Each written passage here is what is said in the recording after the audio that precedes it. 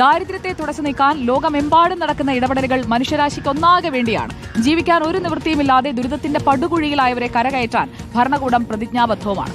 രണ്ടാം പിണറായി സർക്കാരിന്റെ പ്രഖ്യാപിത ലക്ഷ്യങ്ങളിൽ ഒന്നായിരുന്നു അതിദാരിദ്ര്യ നിർമ്മാർജ്ജനം. രണ്ടാമത് അധികാരത്തിലെത്തിയ സർക്കാരിന്റെ ആദ്യ മന്ത്രിസഭാ യോഗത്തിലെ ഒന്നാമത്തെ തീരുമാനവും ഇതായിരുന്നു. നാളെ കേരളപ്പിറവി ദിനമാണ്. നമ്മുടെ സംസ്ഥാനത്തെ അതിദാരിദ്ര്യമുക്ത സംസ്ഥാനമായി പ്രഖ്യാപിക്കുന്നു എന്നുള്ളതാണ് ഇത്തവണത്തെ കേരളപ്പിറവിയുടെ ഹൈലൈറ്റ്.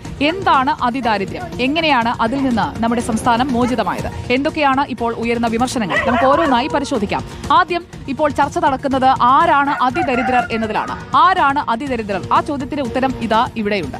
ഭക്ഷണം, പാർപ്പിടം, ആരോഗ്യ പരിരക്ഷ, വിദ്യാഭ്യാസം തുടങ്ങിയ അടിസ്ഥാന ആവശ്യങ്ങൾ പോലും താങ്ങാനാകാത്ത അവസ്ഥ, അതിനെയാണ് നമ്മൾ അതിദാരിദ്ര്യം എന്ന് പറയുന്നത്.